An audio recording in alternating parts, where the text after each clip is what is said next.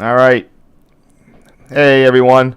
Welcome to the first night of my 5-night Thanksgiving residency here on streaming.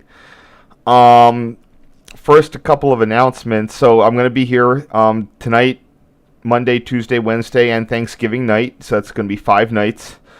Also, good news. I have in prepping for this, I noticed that some photo sets that I had that came out of backup had actually been split up. No, this won't matter for people listening recorded, but so the good news is that I'm going to have a lot more, a whole bunch more shorter sets, 2 night and 1 night, that I'll be able to deploy in the future. I thought I was looking at a bunch of very long ones, but apparently back in 2007, I split those up into shorter segments, and there's no reason for me to keep them, to do anything besides that. So there's going to be a set of San Francisco photos, got broken into about 4 sets from 1, and a bunch of Chicago photos also got broken into 3 sets instead of 1. And we're going to be doing 2 of those sets tonight. This is part of a 2006 trip I took with a friend to Chicago. He was a New York City friend. We met up in New York, took the Lakeshore Limited out to Chicago. That was before I was doing a lot of sleeper stuff. I was sort of new in my job and didn't have a lot of money, so we did a lot of stuff in coach. Then,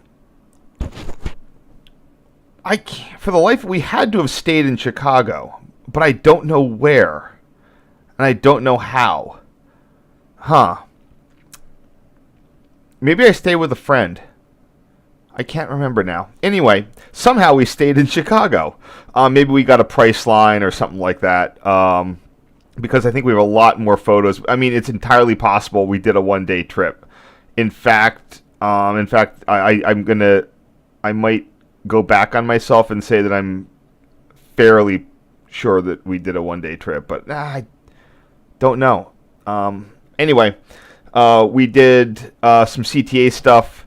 We went out on the Green Line. Today we're going to be covering that CTA stuff. So this is where we basically zipped out on the Green Line to Oak Park and came back on the UP West line through Kedzie and into CNW Terminal. The reason we went out was to go to Brighton Park. So yeah, this was a 2-day thing. I don't know where we stayed. They were closing Brighton Park Switch Shack, and we wanted to get out there and see that before the end, and we did manage to make it, and we got photos, we saw the semaphores, and all was good. So for the first 3 days this week, we're going to be doing the CTA Metra stuff. The last 2 days, Wednesday and Thursday, we're going to be going out to Brighton Park, the old lady of the Chicago's South Side. I guess that's the South Side. I don't know. I'm not a huge Chicago guy. So anyway, that's the context. So in the future, you're going to get a set of photos of coming in on the lake shore, and then at a different point in time, you're going to get a bunch of photos involving the Capital Limited. And those are going to be completely separate. In fact, and then there's another set of photos of just random Chicago stuff. The beaches. See, we did a bunch of things. Speed limit 6. The Bean was there when we got there. So this was after the benevolent rule of during the benevolent rule of Mayor Michael Daley, or Richard M. Daley. Sorry. Sears Tower stuff. So I'll probably do this, but even though it's a little less rail related than some of the other stuff. Anywho. Let's get on with today's. It's going to be a full set, and hopefully I can get you guys out of here at some degree of time. This, again, was in 2007, so it was in the heyday of Chicago being the last great all-DC, all-American-built transit vehicles. So, from Bud, Boeing Vertol, Morrison MK, Morrison Knudsen. It was definitely something you won't see again. Let me just get into the swing of things.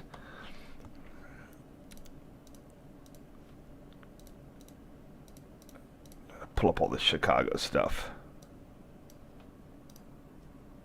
Fortunately, like I said, I have all of the. I should be able to use most of the names. So again, for those you don't know, your Chicago's in the when I when I grew up, the heyday of the L was your 2200 series blinker doored Buds, your 2400 series Boeing Vertals, your 2600 series, the last vehicles built by Bud, last ordered built by Bud. They built 600 of those. They're on their way out now, but they're still around. And then the 3200 series, the MK cars, those came in the early 90s, but fortunately they were still delivered with quiet direct current propulsion systems. And all these are considered to be part of their what they call the high performance series, which was started in the night around the 2200s being delivered in the 1970s. And that being a change. Though there was a 2000 series built from PCC, built by Pullman Standard. I think they used PCC components, and they kind of left the scene pretty early when they had some service cuts at some point. Anyway, here we have a 3200 series. The orange line was one of the homes of the 3200 series, and that was the last, at the time, the last new line built in for the Chicago L, heading out to Midway Airport.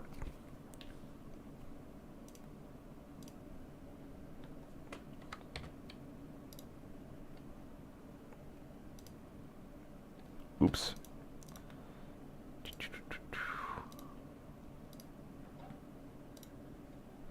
Yeah, Chicago was and continues to be a great place to visit, do stuff.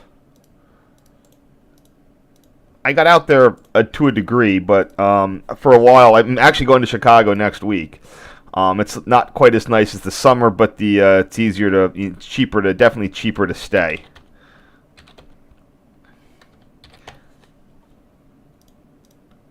Here we have the one of the third rail shoes. Much like British third rail shoes, the Chicago L uses a gravity drop shoe. So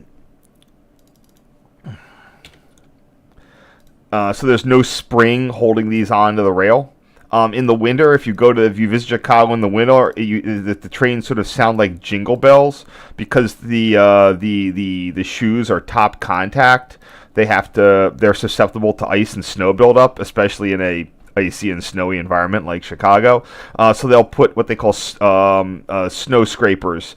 They're these little things. They put them on those little pegs there, and they scrape off the ice and snow off the third rail. Similar systems that use these. These are the top contact is also used in the UK.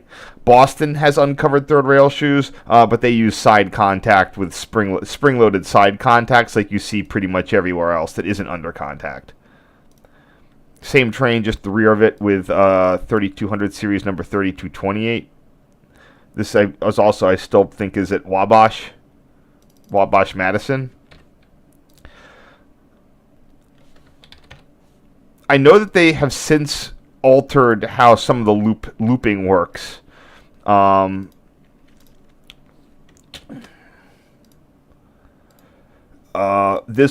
pretty sure that this was after the introduction of the pink line, but I think they've done some service patterning since then. So we have a 4-car train on the pink line. Very bold for Chicago to go to pink after they've exhausted the primary colors. I'm just going to keep this the way it is.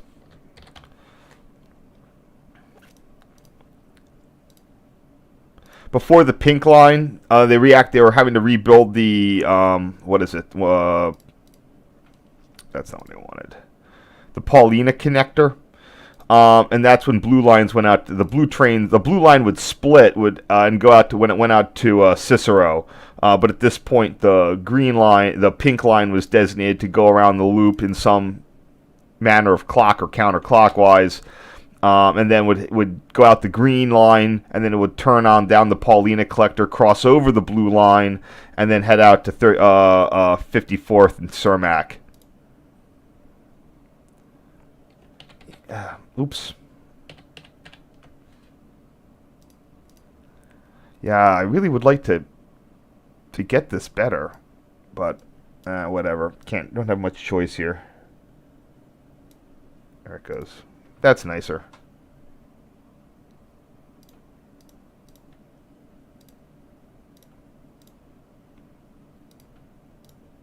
Oops.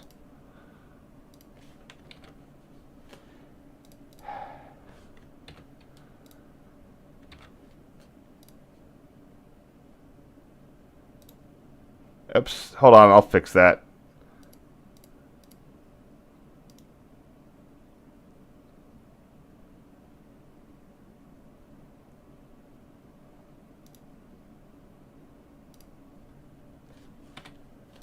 One second. Oh, there it goes. It's back.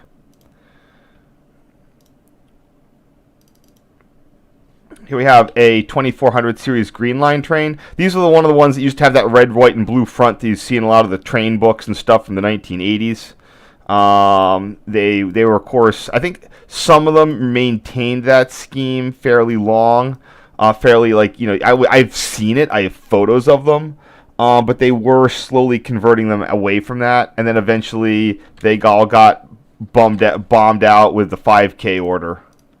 And that was a while ago.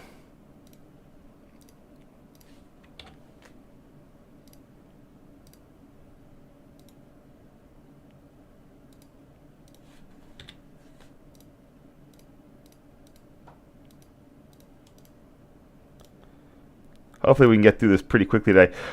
In this photo, we have the unfortunate of the, what is it? Come on.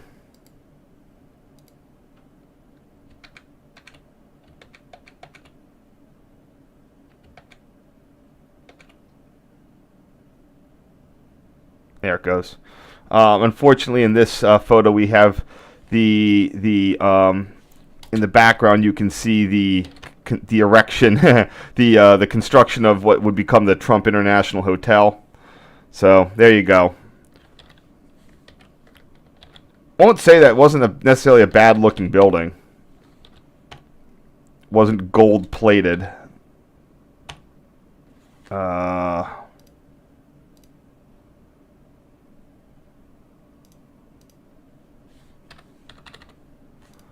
But this is when it was still going up.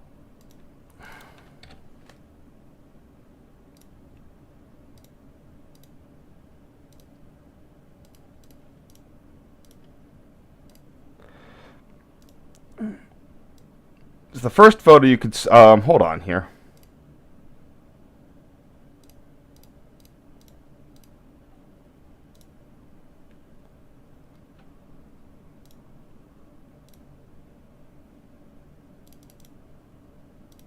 So I just got a billion photos of this. I was trying out my old zoom lens right here.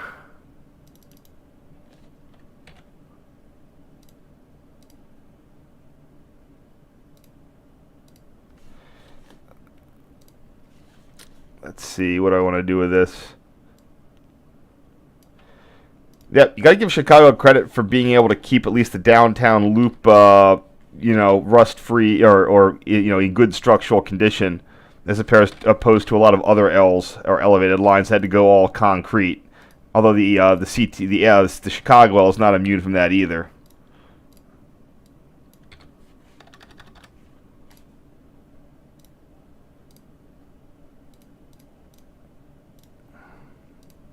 Oh, here we go. There's a 2400 series. Now, you know, this begins with 25. It was because these are generally bought in batches of multiple hundred batches. There were 2200 series. That got you up to 2400. Then there was 2400 series. And then that got you up to the 26. And then they bought 2600 series. That's why the next one was 32. The 3200 cars were the first ones. No, the 2200 series had fluting, stainless steel car body fluting, which is a Bud thing, but the 2600s did not. For whatever reason, Bud had sort of gotten away from that a little bit, but the MK cars revived that.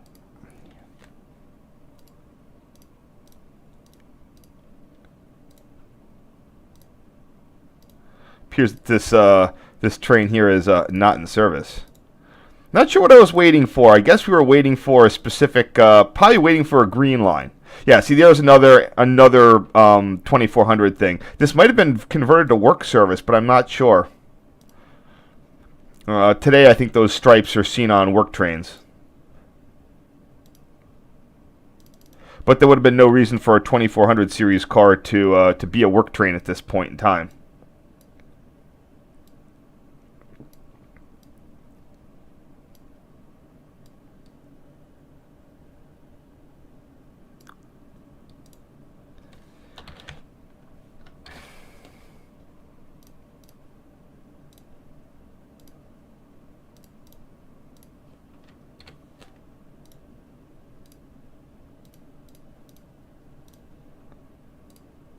Okay, so we have now whatever we used to whatever we caught at the other place. Maybe we caught a pink. No. Whatever we caught, maybe it was a green line. We are now on our way out to. I gotta go out to Chicago here. Don't know why I had this set up. Didn't have this set up for Chicago.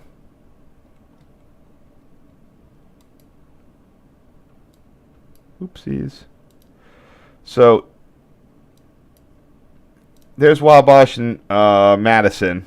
We went around anti-clockwise, crossed the Chicago River on the Lake Street Bridge, and now we are at Clinton on the what used to be the pink and green line. And at the end, you can overlook the Chicago Northwestern Lake Street interlocking. Now that tower is still there. It's still got a Model 2 pistol grip machine in it. In fact, Union Pacific demolished or took Lenox Tower out of service for parts to keep Lake Street going. Any attempt to replace Lake Street, seen right there, is going to be a $200 to $400 million affair, probably something. Well, it's going to be at least like probably $100 million, something in that area. When they redid Chicago Union, that was like 50 to 90. Anyway, this isn't I'm not doing anything really complicated here, so I'm just going to save this out. At this time, there were still some of the famous semaphore dwarf signals here at the CNW station, and you'll have photos of those. Oh, here's a good thing. Here's the your CNW. This is on their steam plant. Their little emblem. But what I can do is I can perspective correct this, so it doesn't look like I took it like at this cockeyed angle. For all those people who complain about like AI and photo manipulation and stuff, sometimes it lets you correct the mistakes. There it goes, right there. Should be square. Doesn't matter that it's not.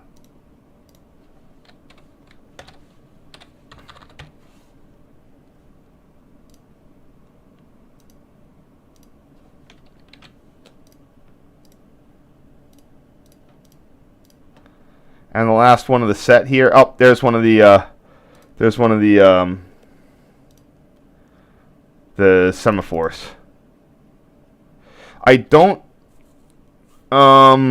I've been looking everywhere for track diagrams of Lake Street Tower, and I cannot find them for the life of me.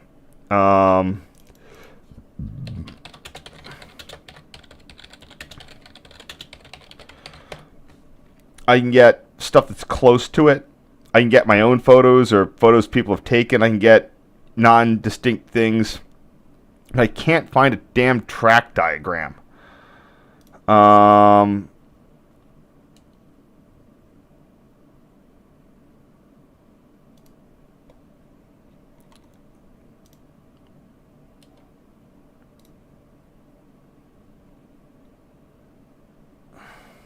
Sorry, I'm just looking at some stuff here. Images. Oh, here we go. Maybe this is it. Cool. I for whatever reason I did a search earlier and wasn't able to find one. Let's see if this blows up.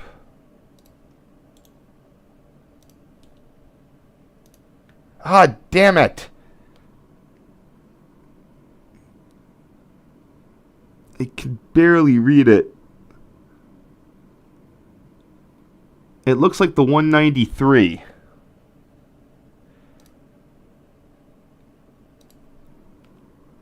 Well, I can read it enough to turn it. That's just the 193 signal.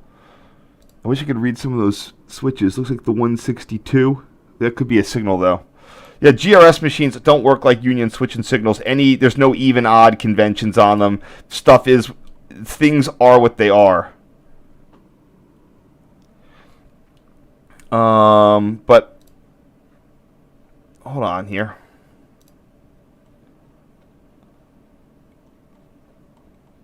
Huh. I didn't know this guy would have such an amazing thing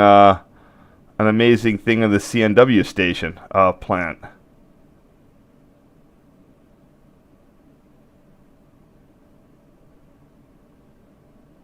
When was this posted? 2016. There you go.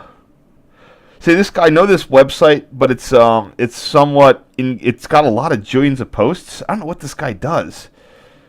But it's not all railroad stuff. So it's a little inconsistent.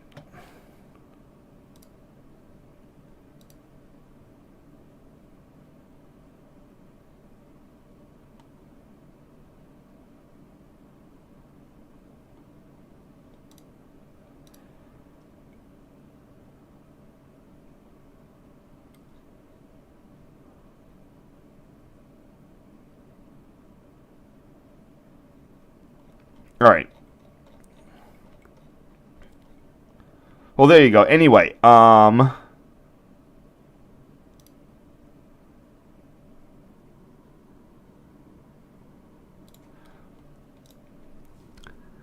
looks like what I said, 195, 190. That's it. Looks like the 163 switch and the 195 signal. All right, good enough. I did not have the zoom capability that I do now on my cameras. Today I could have gotten right up in there, but not with that 10x zoom camera.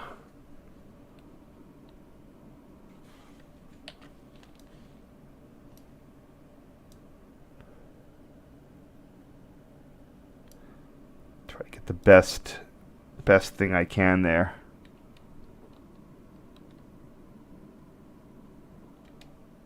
And those would be Model 5 E's, not a 5F. The E's and F's don't have an inbuilt motor controller. The G's and H's do. So they're shorter. They're designed to be... Sorry. The A's and B's were designed to be worked from lever machines, which this one is, but they probably just modernized things a little bit. The A's and B's were designed to be literally running the voltage through the interlocking machine. So I'm going to call that the 195 signal. And that looks like 156.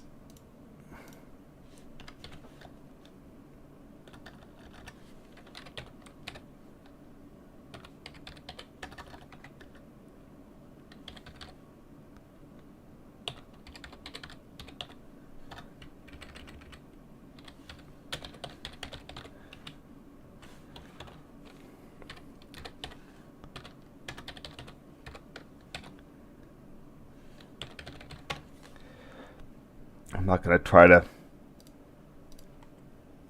describe that any different way. Brighten this up a little bit more.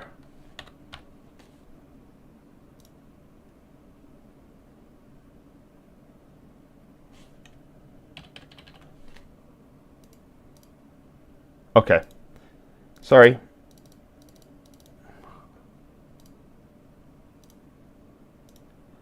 All right, that's the last for the first set. Let's see if we got any questions in the question zone. Whoa, wait, what happened there? Oops, wrong thing. Here we go. What?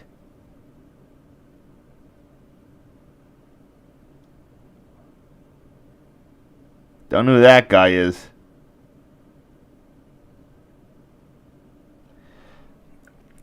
Anyway,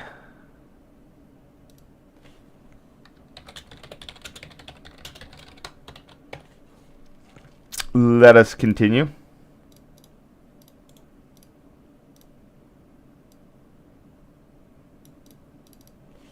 Yep, that's the one. Into the trash these go, and next set.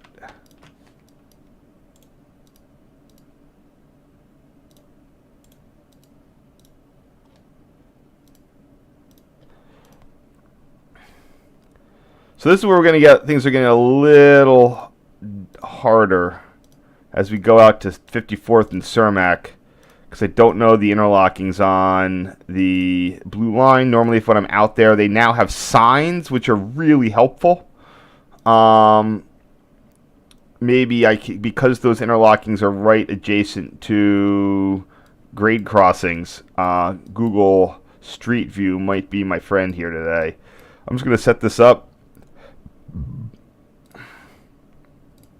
Turn on the transit layer. That'll show me where the pink line goes. It used to go further out. You can see the right of way there.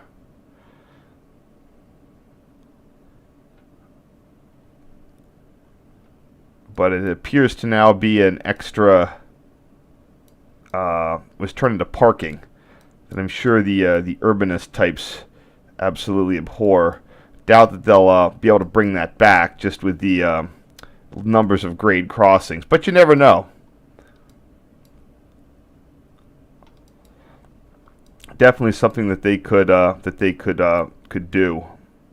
Yeah, bring it out there to Riverside. Okay, anyway, that's for the future. The present begins to... So as you can see, they were already underway replacing the semaphores with searchlight, LED searchlights.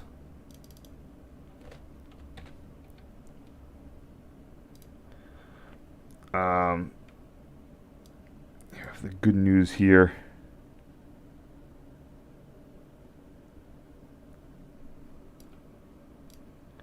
All that ballast in the way. Another fun thing is that these use open burner, like a lot of some of the other Chicago rail junctions. These use open burner point heaters, which always gets people's attention in winter. Where are the tracks on fire? You know, that sort of attention. Not the best attention.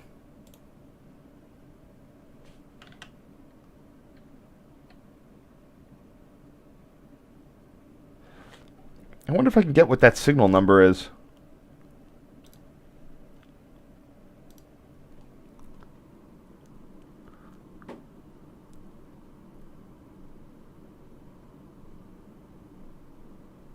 Nah, it could be any number of them. But they do at least number the switches very well. And these are longer ones. Those are 5Bs,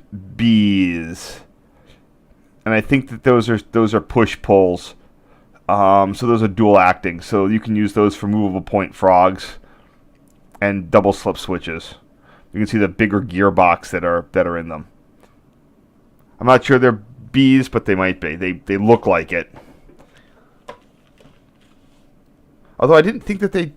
Yeah, I don't know. I haven't kept up on that in a while.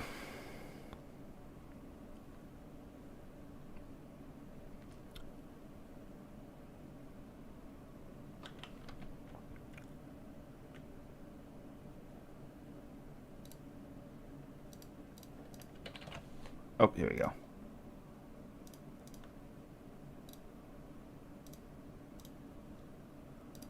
Next. Oh, another view of the interlocking, showing the vast majority of the searchlights. So they used a combination of both. They had what are they? The semaphore dwarfs, and they replaced them with CPLs, some of them, and then they came back in to replace both with these LED searchlights. And that took a little bit of time. So there was a period where they were slowly doing this. And that culminated around 2007.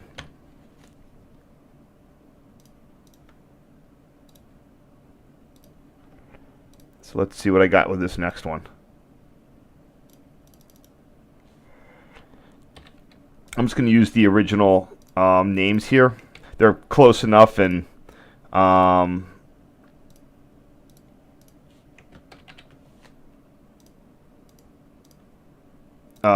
don't really feel like getting in there and trying to duke it out to identify all of this stuff. I looked at it once, I got it, got New Dwarfs, whatever. Here we have Lake Street Tower itself. I love the little snazzy shades on that. It's been there for some time. It has new, unlike most towers, it does not have tower window syndrome. Where it had the windows were replaced, but they were replaced with something nice. Not sure I want to use the name on this one, but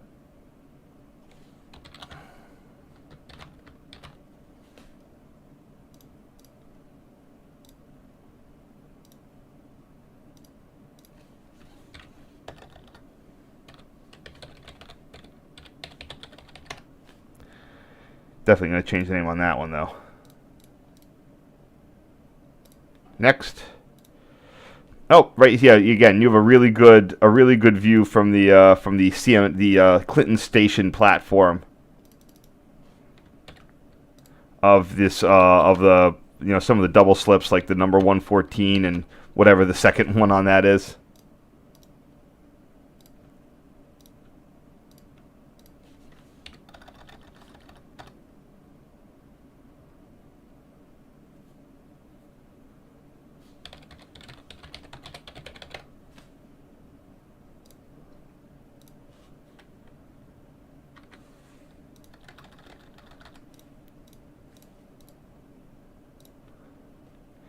Can I go back to that diagram and see if I can pick out 114? Okay, there it is. Yeah, it's right above Lake Street. There's the 114. So I would be looking out that way over in those.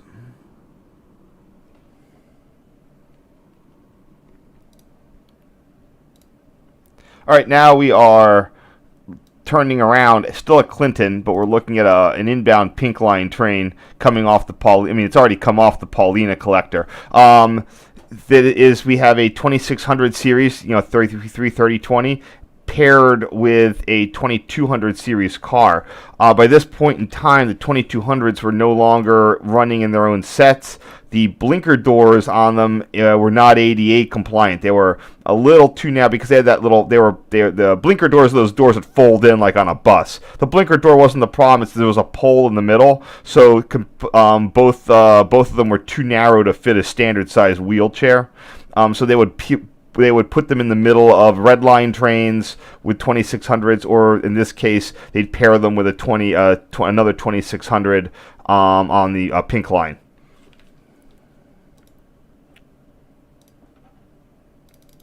Clinton.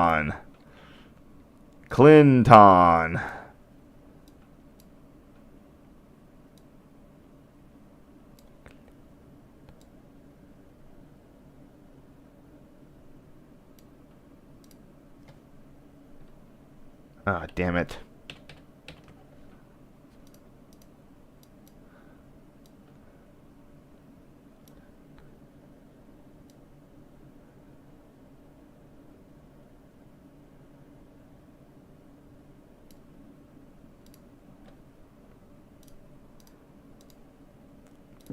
Sorry.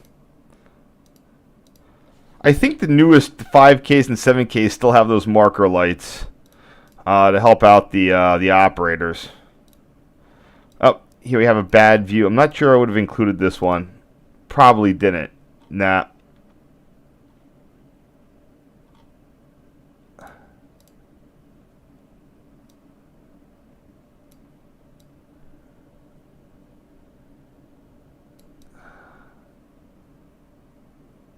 I'll include this one today.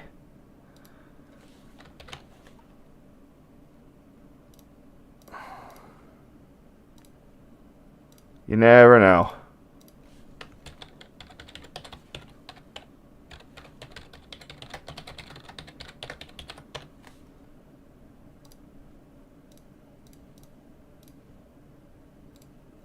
Here we have the front of it. Did I cut that one too? Oh no, there it is. Nah, I'm not sure really like that picture there.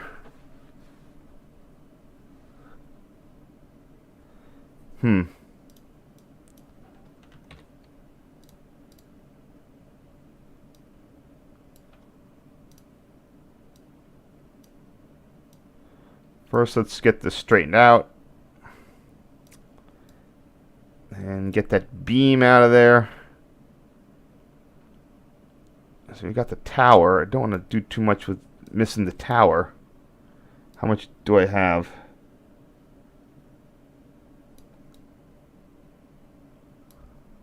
Alright, good enough.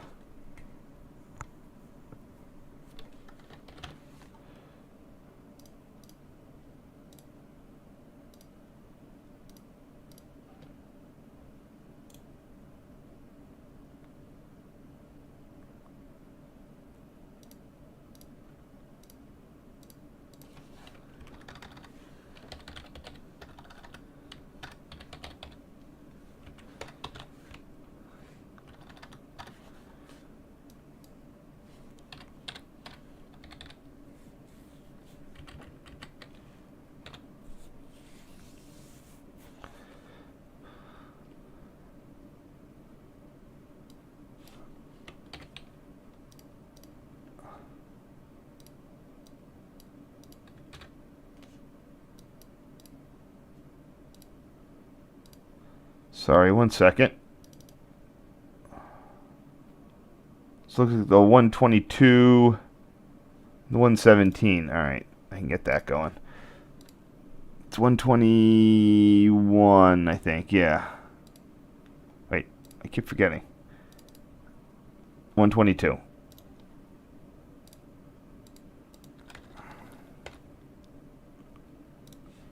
Go.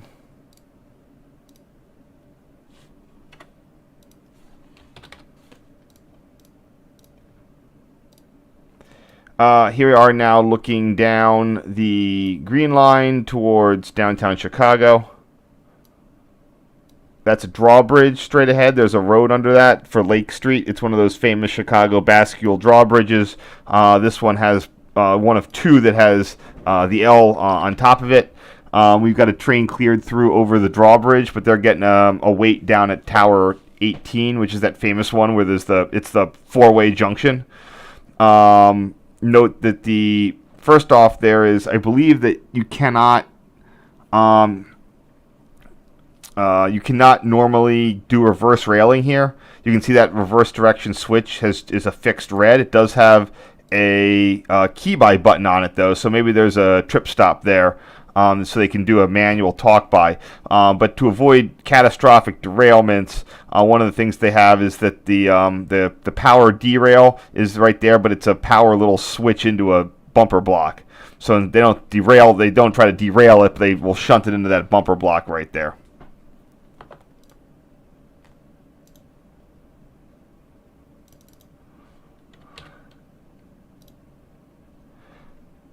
Yeah, I don't know what the interlocking name on this is.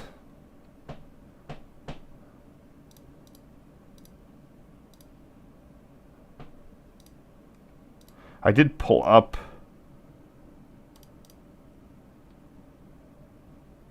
Oh, there's that one. Yeah, there's so many Lake Streets. This is named Lake Street, so I doubt they'd have two. Probably like Lake Street Bridge.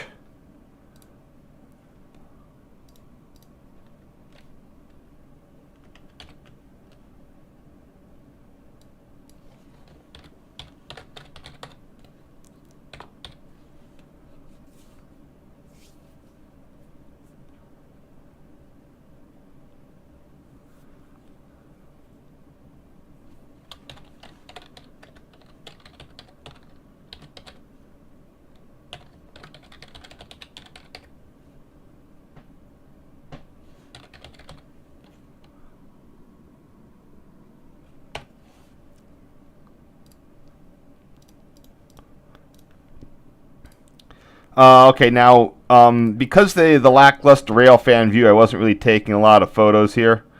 Here we have one on the last bit of what used to be, again, the blue line that became the pink line to 54 and Cermack. We have one of the backup wayside signals there, probably protecting either protecting the crossing, or I don't know. They probably the CTA is fully cab signaled, but they do have occasional waysides in case of failure. This one is likely in place to protect the curve there we see. So you can see it's being held at stop, either not for the grade crossing. That's what that little green guy is, but probably just as a timer for that curve. Again, that's my best guess there. I haven't ridden that enough to really make an argument. Okay, I want to be here. So where would this be? This is going to be right here before that curve. So this is Costner.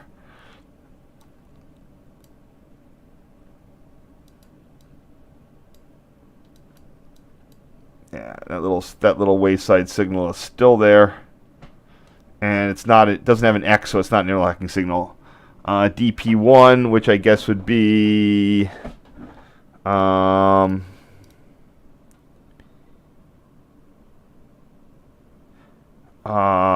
Douglas Paulina, maybe? Nah, whatever. It's still pink. I'm going to give it to it.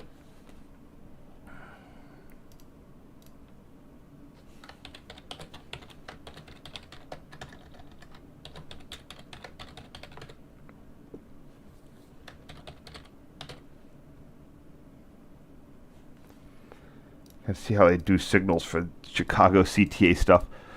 Let's see. Sorry, just checking this real quick.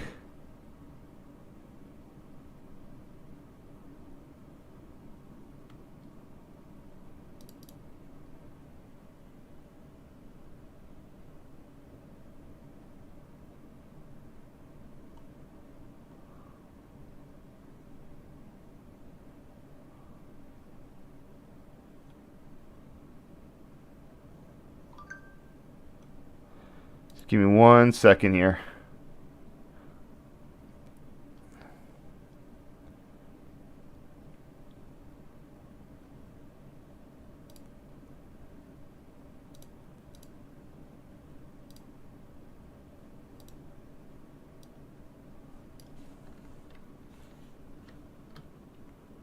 One sec.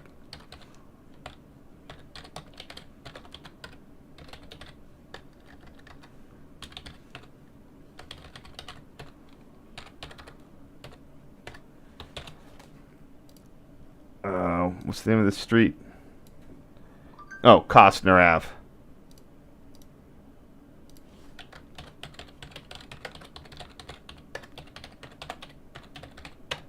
All right, that's good enough.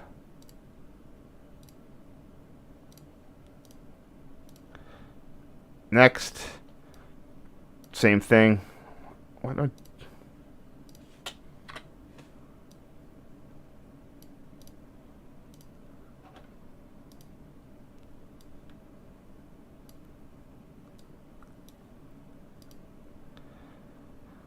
Yeah, I was pretty enthused with the grade crossings. It's nice, unfortunately, probably can't do this new, but it's nice that the Chicago is able to, one of their ways you get some affordability is you don't have to seal, not sealing the right of way. That'll, and they put the cattle grids. The cattle grids will keep the kids off. They're just like cattle anyway. So there you go.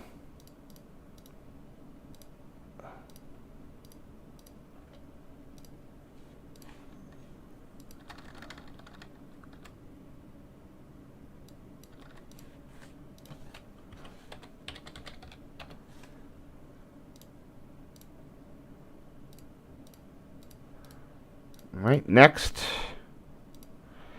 Okay, this is where I was hoping to use some street view. There's an interlocking right there. Maybe I can catch a name from the street view. They're pretty good about putting up little names now.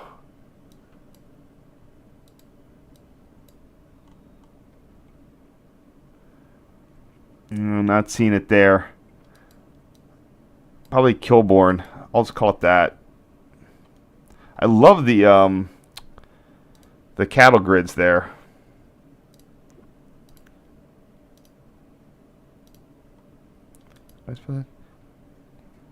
Kilbourn.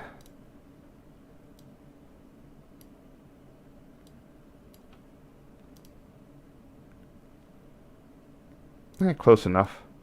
Is that good? Yeah, it's good.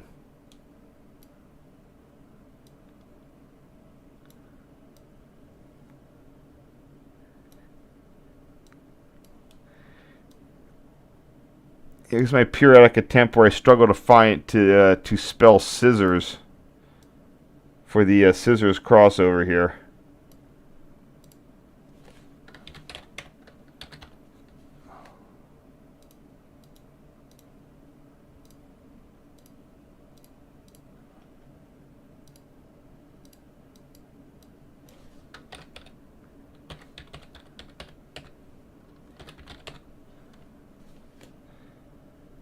Alright. Hate to do this, but whatever.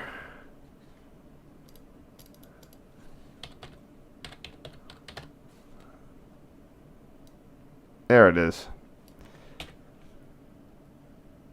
A spelling bee champion I am not.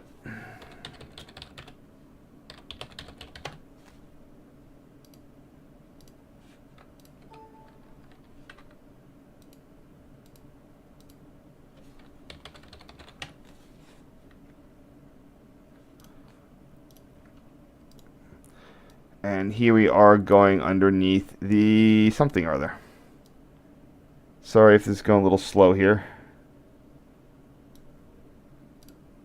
There we go. And this is...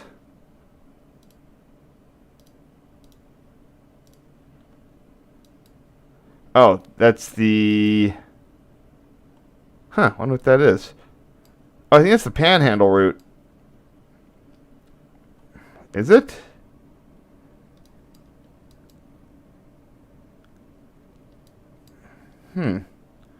This guy will tell me.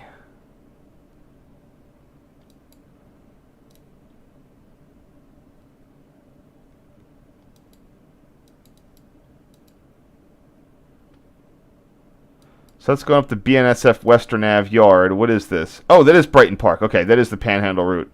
I just didn't recognize Brighton Park, which is there now. So yeah, this is the Panhandle route bridge. So both the PRR and the BNO, not all the trains would go in what I call through the front door. They would go through Chicago's back door, which was up through the Panhandle route. This whole track was just full of manually switched interlocking stop signs, switch tenders, all at 15 miles an hour. Brighton Park, of which you'll see later in the week, was one of the last example of that absolute shit show.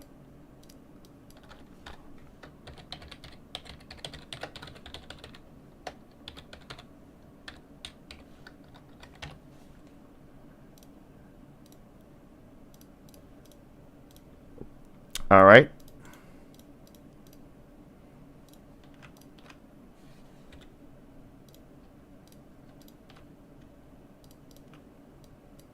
See if anybody has any questions here.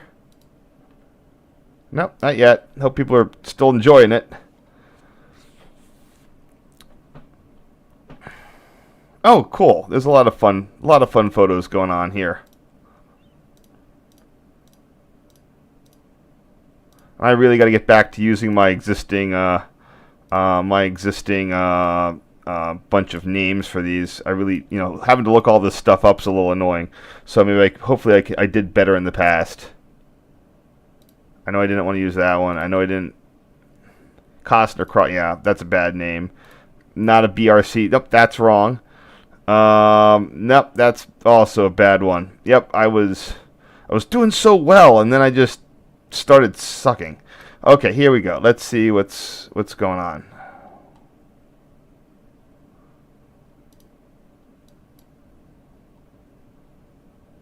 Wait, hold on. Where's the pink line stuff? Yeah. Yep, yeah, that's the Panhandle Bridge right there.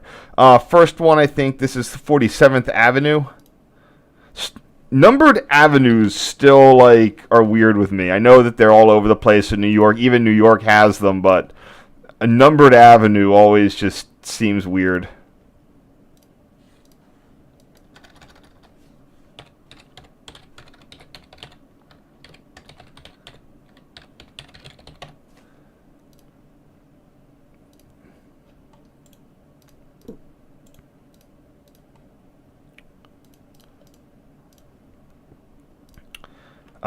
This is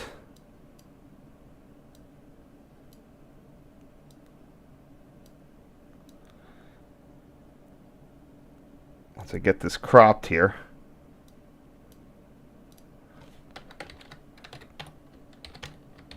Again, wish they could still keep doing this.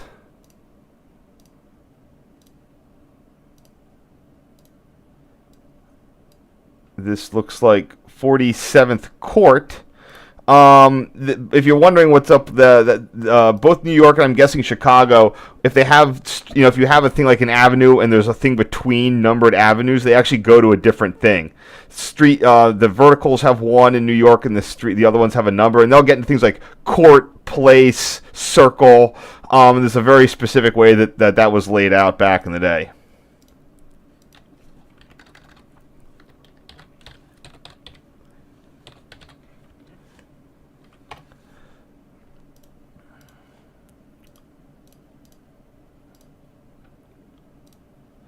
And finally, we're getting to the 40.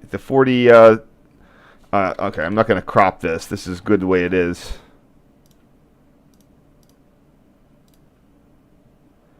Which station is this?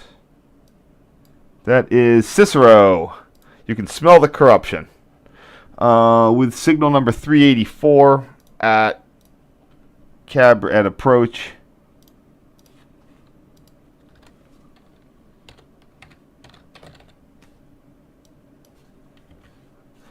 And what street is this? Cicero Ave.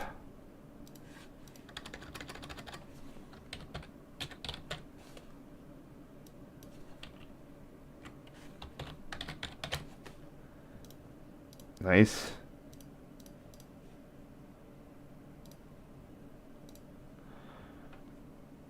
And here we are in the Cicero station with signal number 5. Oh, it's interlocking signal 5. Okay.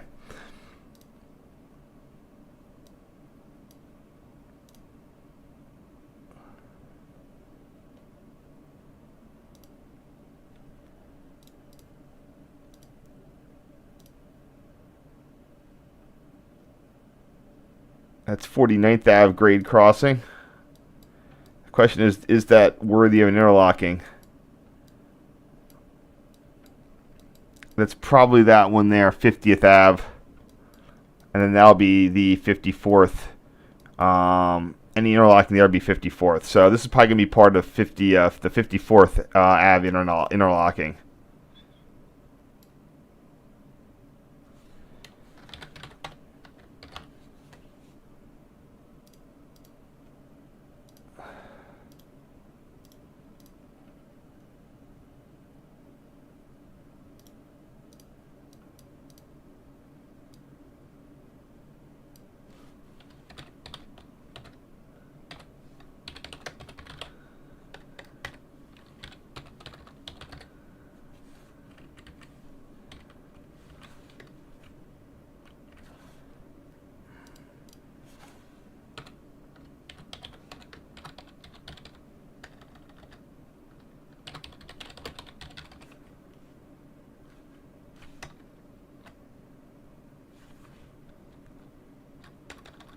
One second. I'm trying to get all this.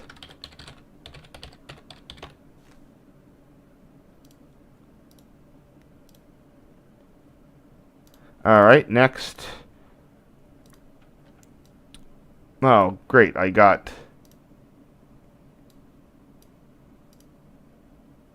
two of those there.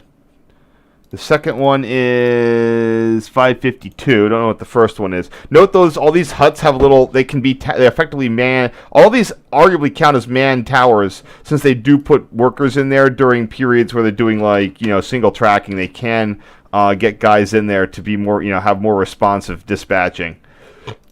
Don't know how to really count that, but they all have little windows and they all have manual control boards. Sometimes they have little booths on the platform. It's all pretty cute. 552.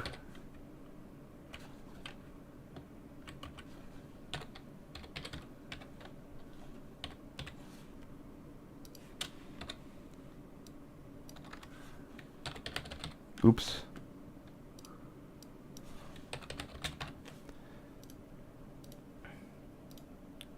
Yep, I finally have to do a lot of renaming here. I don't know what this name. I'm just going to keep estimating it being called the 50th Street, although it all might be part of 54th.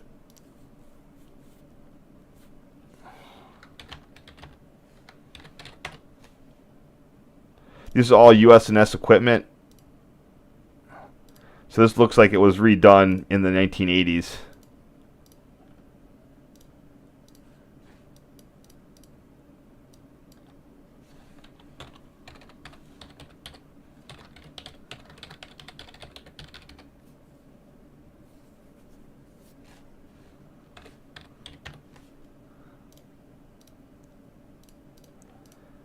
Next, finally pulling into 54th Street with the 564 and I guess 560 something signals here.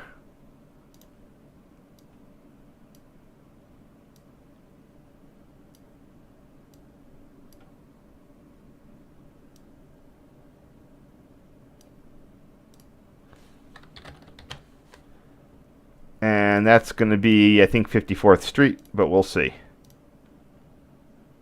This station's a very interesting station, too. Yeah, that's, Laramie, Laramie. All right.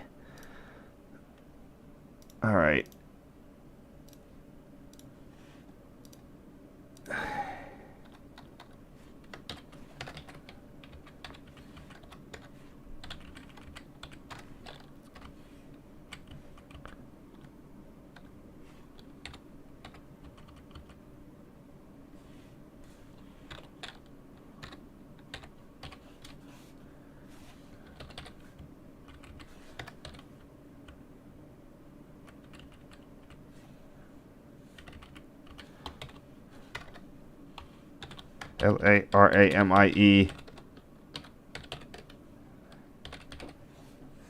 A street or an avenue? Avenue. Okay. Sorry, these bogged down with detail. Wow, that's a lot of detail there.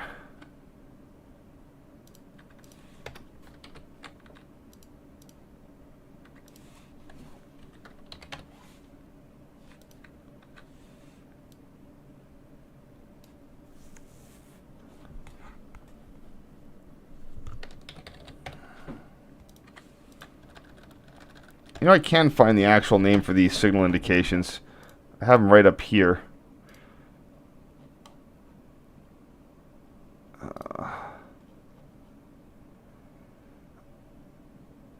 Okay, it's caution. So with when they put the cab signals in, anything that's not display. I'll actually I'll get into that, how that works the next time in just a second.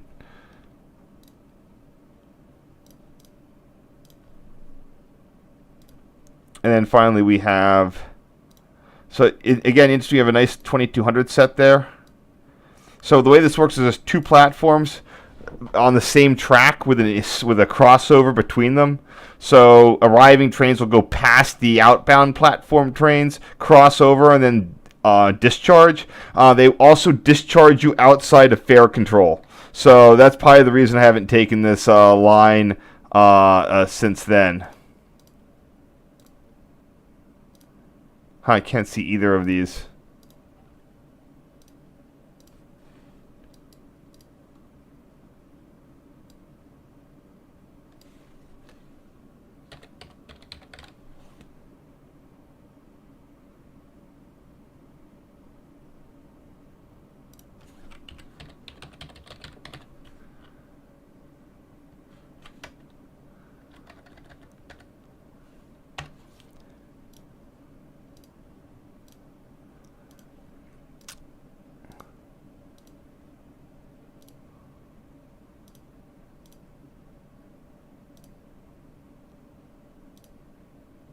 Okay, I got this cool picture of a CTA cab signal display.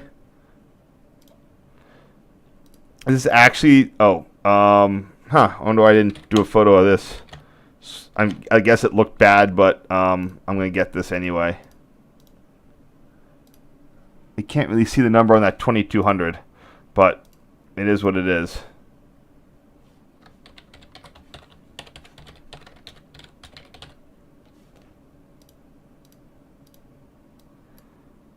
Cermack.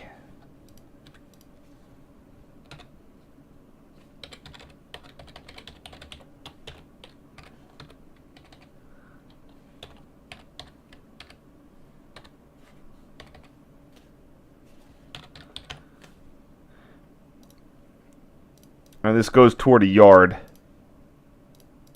So here we have the picture of the cab signal. So the way this works, this is sort of interesting. And by the way, this is the same image that you see in Wikipedia for cab signals.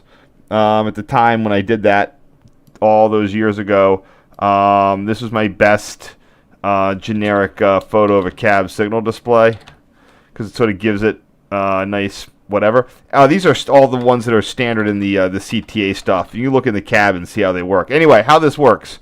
First, it's using audio frequency cab signal codes. The codes are 15, 25, 35, 55, and 70. If you get a 55 or a 70, you'll get that little green square, and you'll get green wayside signals. Those used to be when they would used to run a mixed. When they were phasing in the service, they would both mix in cabbed and non-cabbed and whatever, but this is sort of how they did it. They gradually removed most of the waysides, but their legacy lives on. So at a 50 or 70, you'll get a green wayside, an interlocking, or an intermediate. I'm not sure about in the State Street subway, though. That might be different. In the cab, though, for 35, 25, and 15, you'll get a yellow wayside, and then a stop is just stop. And then you see it's a combination cab signal or speedometer. The cabs, these big horizontal, the cab codes are those big horizontal lines. And as the train goes faster, these little individual lights will light up. It looks very rather involved and expensive, but they like it, and it looks really cool when you can look in the cab and you see it working. And we're getting close to being finished here. But I got one more set, so hang tight. I don't know where this is, but this is right on. This is somewhere on the green line. We're crossing over one of the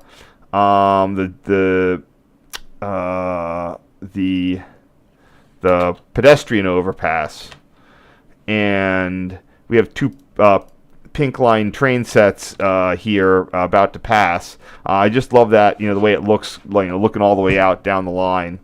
Toward what I think is Clinton.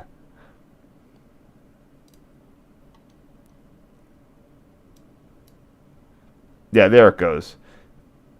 Not sure what that. Oh, there it is. Yeah, that's the junction that they continue down on. So they leave the loop and they run in conjunction on the green line. Now this station Morgan, I think, is new. You don't see that there. There's this massively long, we're at Ashland. There's this massively long zone with no stops. And then another one there all the way to California. And I recall when I wanted to walk out to Western Ave, you had to get off at Ashland and walk, or you had to get off at California, walk back to Western and go up. But I think that this Morgan station is an infill. I can quickly verify that here.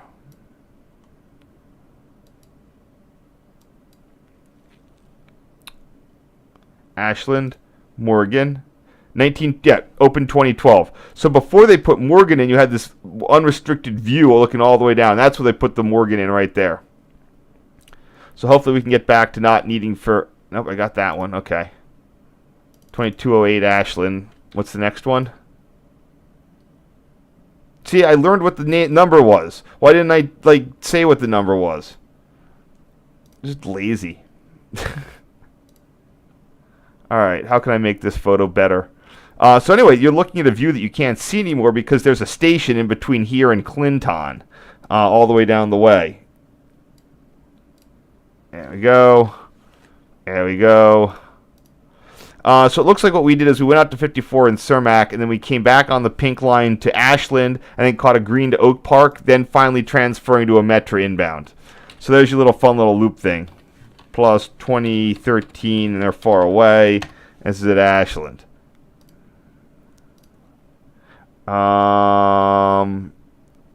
Yes.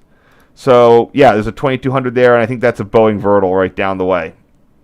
Or is it? Let's see. Doesn't look like one, but I could be wrong. Come on. Yeah, it's 3013, not 2013. Thought that was a 2600. Did I get this wrong? 3613. Yeah, not that. Or yeah, is that a 0 or a 6? That's a 0. It's 3013. Still a really good view. I just love the other train is all the way down in the distance there. Definitely a fun shot.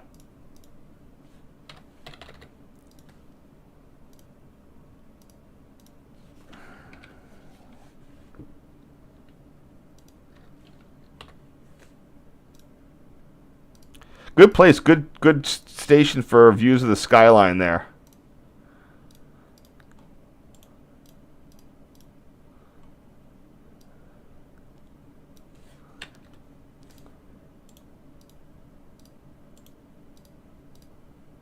Last set for the night.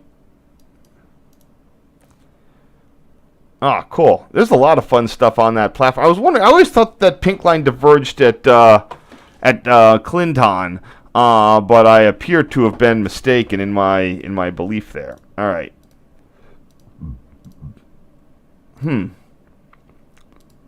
I guess we didn't go do that Oak Park. It looks like we came back downtown or something. I'm trying to remember what we used to do with these. What we did at this trip X number of years ago. Fun to take the photos. All right, there we go. Next. Love that all-American look. It's such a shame that they need. CTA should do a heritage thing with that. I mean, they actually have a legit heritage paint scheme. I don't know what the NYCT subway could do. I mean, they could bring back Redbirds, but nah, this is definitely interesting.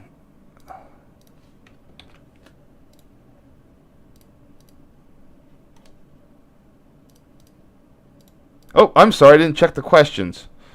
See if anybody's actually posted anything. Oh, we did get some people posting things. Hi, blah, blah, blah. That spam guy. Yes, they do go up to 70 miles an hour. On the...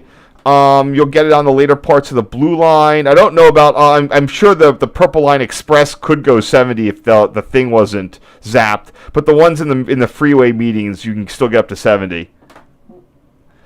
So the CTA cab signals use audio frequencies. They instead of utility line frequency pulses, they're at like 2600 hertz or 30 something hundred hertz.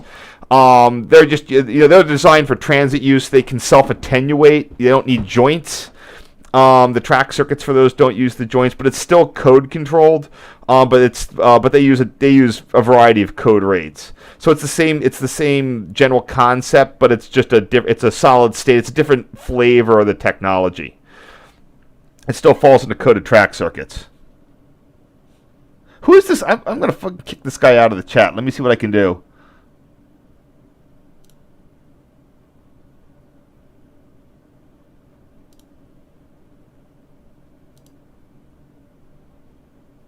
There we go. Sorry about that. I don't usually have to moderate because I never get people in on these chats. Anyway, let's see what we got for the next one. Man, I'm really missing these. Chicago had such a great... What the heck? I guess I skipped... Every so often I'll find ones that I skipped. So here we have a 2200 car meeting another 2400 car. You can tell the 24. So this green line is full 2400s. They've got that fiberglass front right there. That's all fiberglass. That you can tell on this 2200 series car number 2206. That's a full stainless steel front. Fun fact, so the 2400s were built by Boeing Vertol as part of the same program that also gave them the contract for the U.S. Standard Light Rail vehicle that was sold to Boston MBTA in Muni, where they performed with mixed success. You got 2206. That was part of a post-Vietnam effort to give defense companies a soft landing. After all those helicopters and planes were stopped being shot down.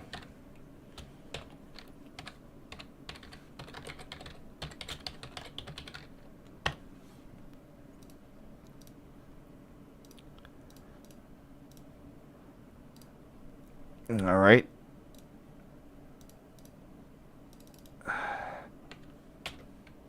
I should know what this junction is, but I don't.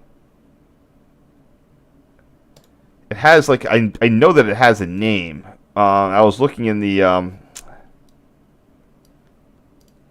website, the ChicagoL.org. I was trying to go through all their list of towers, but I couldn't find it. 59th Street Junction, Green Line. Is it Ashland Junction?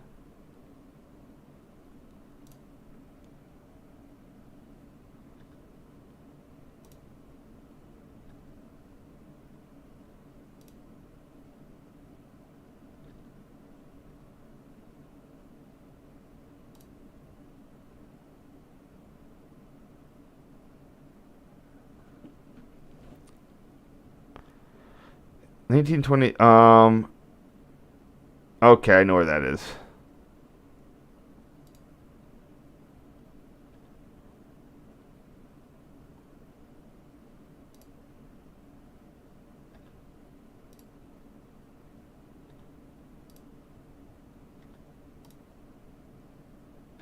I will find this. Washington Junction? Nope. Not Wilson, I know that. Evergreen Junction? Nope. Not Armitage. Lawrence? Nope.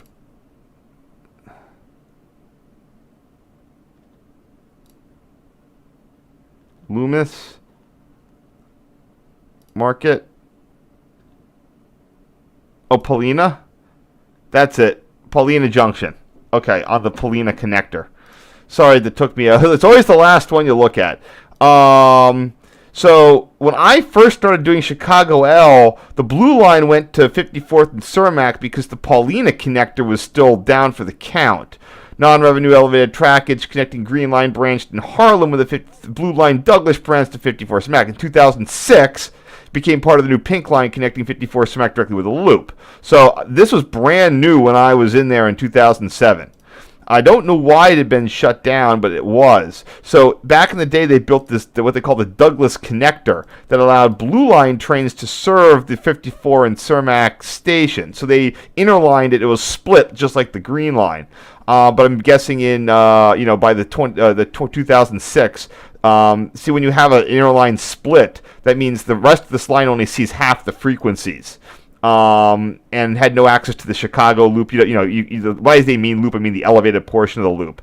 So I'm guessing they just was like, hey, let's renovate the Paulina connector, get some whatever stations on it. One interesting thing is that there's no stations on the Paulina connector. I'm pretty sure there's not. Hold on. And there's a reason I'm surprised by that. It's because the United Center is on the Paulina connector. The United Center doesn't have an L stop. It arguably has Illinois Medical District. I mean, you can walk it, but there was a stop here at Madison, but they're not here. Scheduled to be rebuilt as United Center Madison is part of the Circle Line plan, so it looks like they're going to put something in there. They should have put a station in there years ago. I don't know why they didn't. Anyway, this is Paulina Junction. There you go. Learn about the Paulina connector. Paulina connector is one of those words if you want to sound... if you're in Chicago and you're talking to a local rail fan, if you can drop Paulina connector, you're going to get... anyone will assume that you know what you're talking about. It's like in New York City, if you ever drop the... What do they call that? The Christie connector. The one that when they that let trains go onto the Manhattan Bridge in a different direction.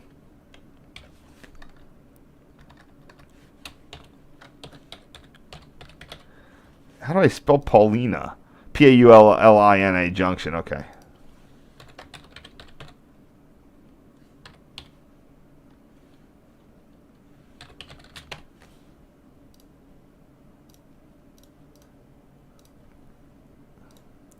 And here we have the same thing, taking the junction.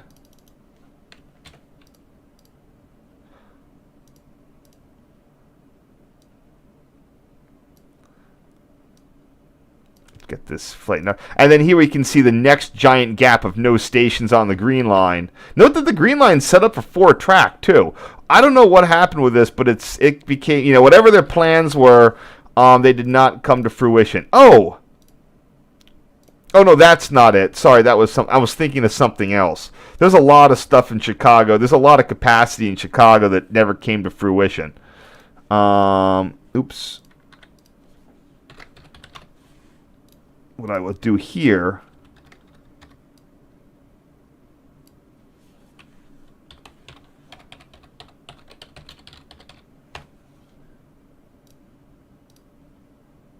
Cool. Nice. I should get back out to Ashland. That's a really good photo location. So one thing I want to mention, there was a cool interurban. It's like the Aurora, Elgin, and Eastern. It had 3 interurban lines running effectively to the loop. In the line closed abruptly. But before it closed, if you're ever looking down on the blue line, the blue line was one of the first rapid transit lines that was put in a freeway median. For all the people who hate that, it was. But if you ever look at that blue line freeway median, it's like, boy, that's an awfully wide central reservation for the blue line. It almost looks like they could have 4 tracks. Well, that was for the interurban. The interurban was planned. Where's the terminal? There's the terminal. The interurban was. There's ways you can find the right of way for it. It's most of it. A lot of it's now is a rail trail. Oh, there it is, right there. That red line. Yeah, that's the Elgin whatever in Eastern. It was actually a third rail based. You can see there's the Aurora branch down to Aurora. There was a bunch. There's Aurora. And then there is the other branch that would go up to Elgin, I think.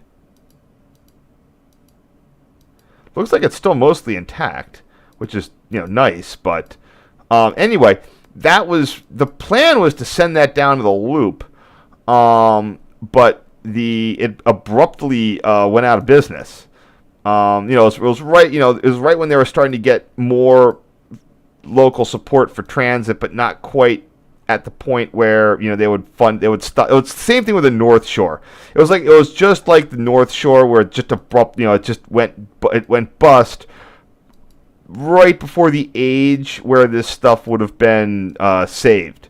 Now, fortunately, like I said, it's a trail, probably never going to be able to be reactivated, but the right of way is still there. You will see it would probably make for a good light rail line. And they could duct it. Yeah, see, there's they could duct it right down into the stuff here, because it was intended. See, it's 4-track bridges. It was intended to go down the center of the median to go downtown. There's your Chicago Trump building. It's a little cockeyed here.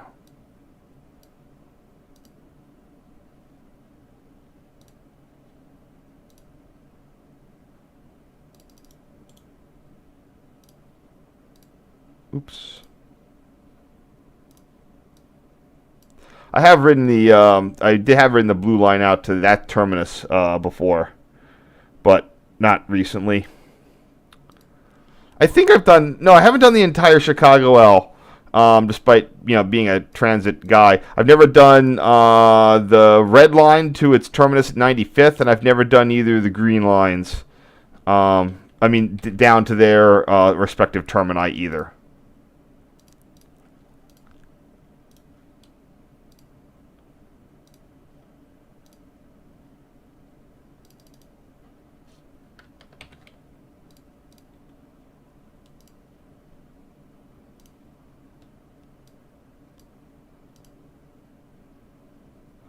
Here we are coming around the curve to State and Lake. I love the sort of the balloon curves they have to try to increase the turn radius.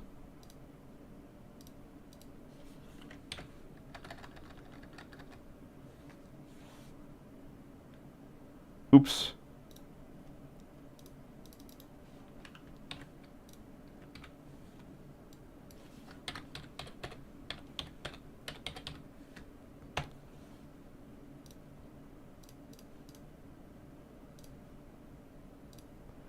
And here we are at the famous Tower 18.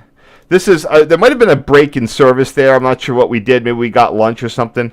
But now we're coming up on Tower 18. Note this first crossover there are hand throws, so those are non-interlocked, and you have a manual approach signal. By manual, I mean a wayside approach signal with a trip stop, just in case anyone here is failing. This is also after Tower 18 got... no, this is before it got rebuilt. It got a new little, like, snazzy... Doesn't this look better? Doesn't this look nicer? I won't say siding. It was more than siding. They sort of restyled it. It's like Baltimore BWI Station. It got a similar type of makeover. Makeover. That's the word I was looking for. Got a makeover. But this is pre-makeover Tower 12.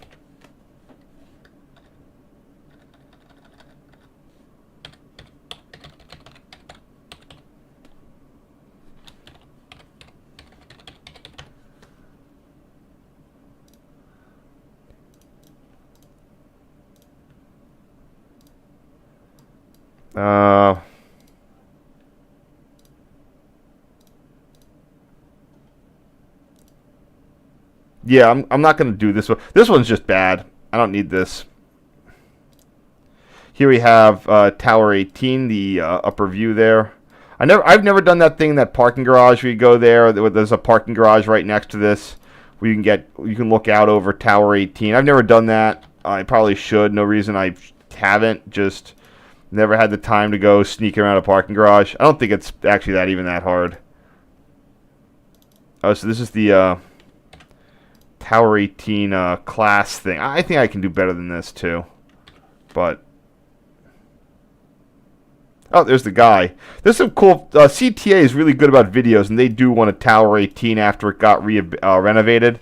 I think it had an older... it has a really nice, NX panel in there. The type that they routinely... They have a style that they install. I'm betting that before it got its makeover that it had an older style.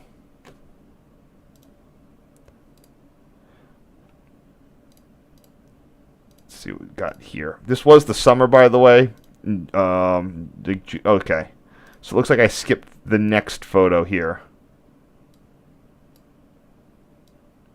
Is the operator's windows. So I'm gonna add this one.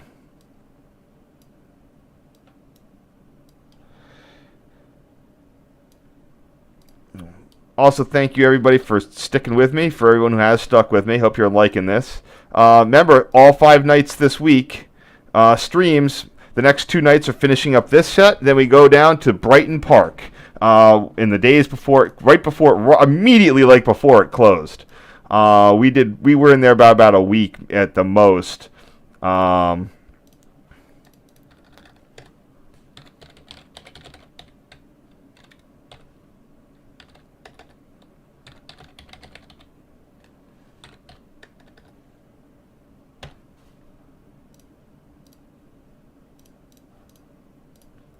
Coming on, 2 left.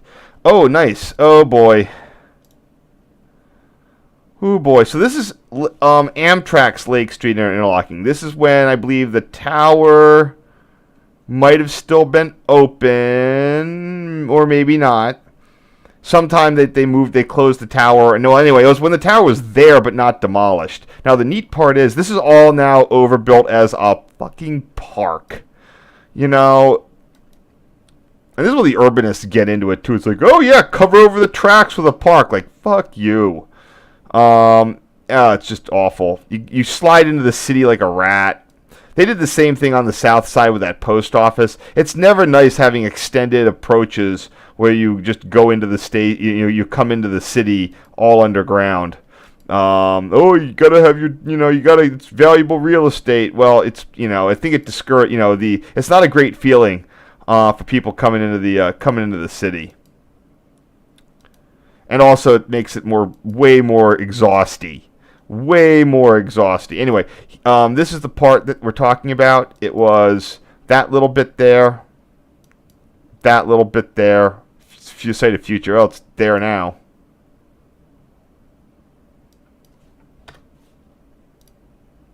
Just edit that in Wikimapia. A lot of bugs on the site now these days, so it's getting a little quirky. But that should stick. Yep, there it goes.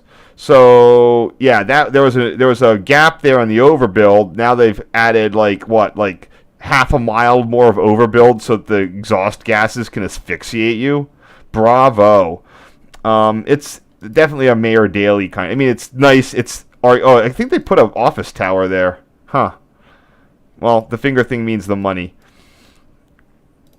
Anywho. The good news is that if you're still with me and you have a brief sec, I wasn't sure that I'd have to deal with this today, but it looks like I will. Amtrak.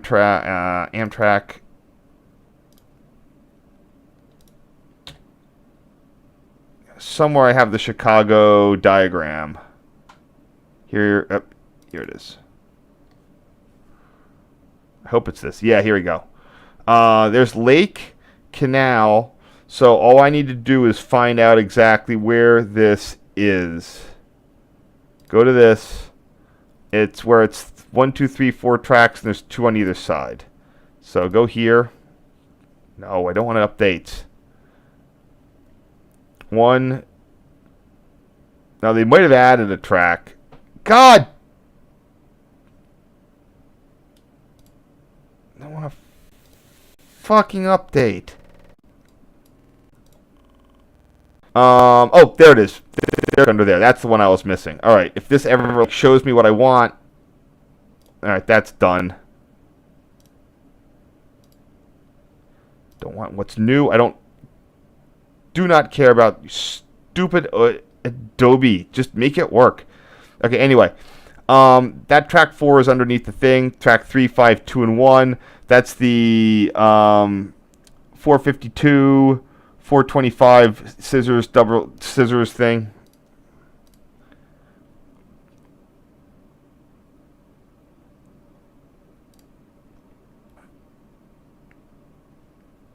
All right. Just have to get this going here. I definitely want to take my time on this one because this overbuild is, you can't see this anymore. So it's nice that I got a photo of it. I have a bunch of photos actually of this area. But it's going to be a little bit tedious for me to go and label it. All right.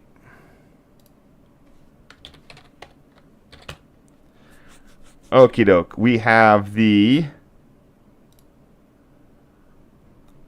411, 422, 433 signals. Wait, one more. 455.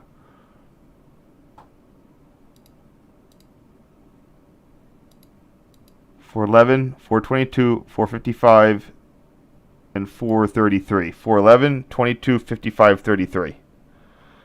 All right, hold on.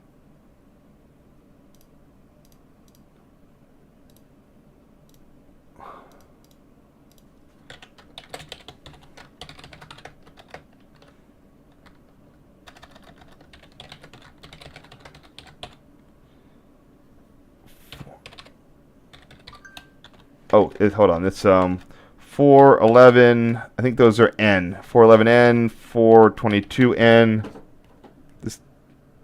All right, we're fine. 433N plus 455N.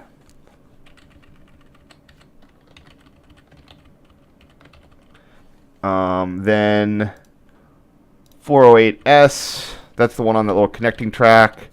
Then we have the 425S and 452. Things 425S, 452S, or not S. And then the 453N. Oops, that's going to kill it. No, it didn't. The 453N and the 435 and the 481.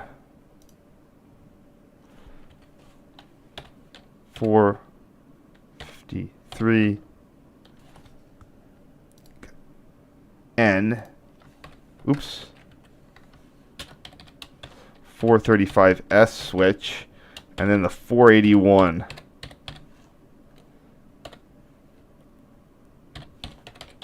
There. Got them all. That's a lot.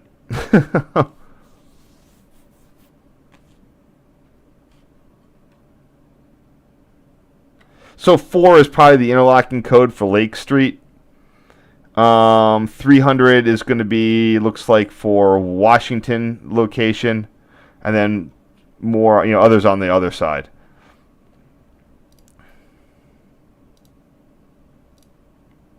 All right.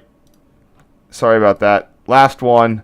All sorts of fun stuff here at the CNW station. We've got 139, 133, 145, and 161. Hopefully I did that already. Nope.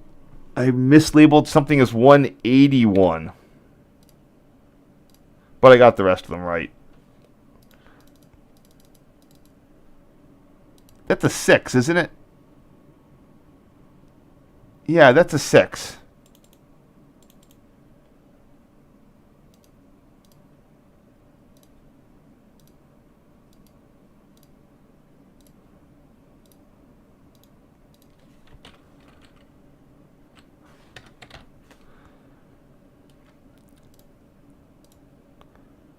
There we go. Love it when a plan comes together. That's it.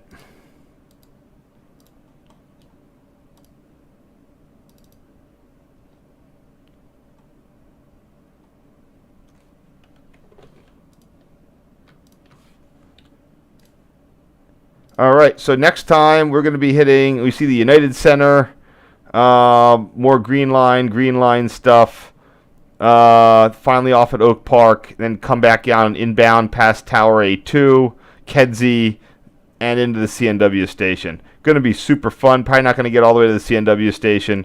We'll see where we get to tomorrow. Where are we going to get to tomorrow? Looks like Tower A2, or just leaving Tower A2. I might do a couple extra. Anyway, it's going to be super fun. Let's see if anybody has any questions here.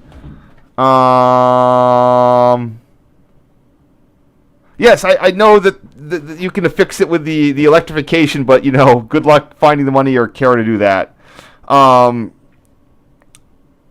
Metra can electrify the Rock Island anytime it wants. It's already electrified. It already has an electric district, but you can tell how much they do not care about it with its slow speeds.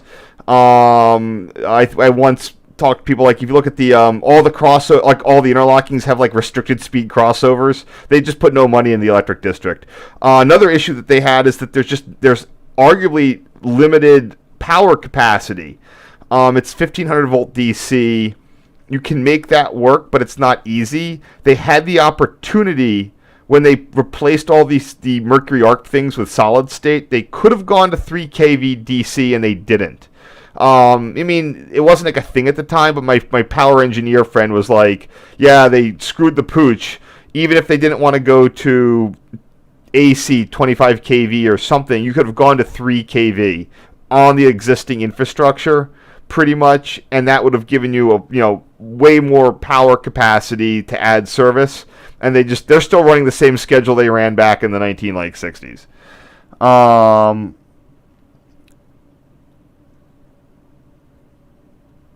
like I said, you could have upped it to 3K DC, and that's a standard voltage. It's all over Europe. Italy uses it. France, I think, has some, and it's effective. You can just do 3K DC is the same as 1500. You just have everything in series.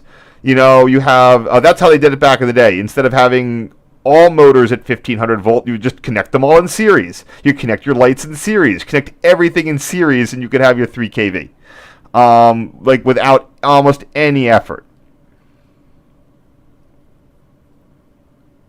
Yeah, I mean, if at some point they'll do something with it. The Rock Island division is the easy, low-hanging fruit because Metra owns all of that Rock Island stuff itself. It runs it, it owns it. It can electrify straight down to Blue Island and Rock Island without almost any real whatever.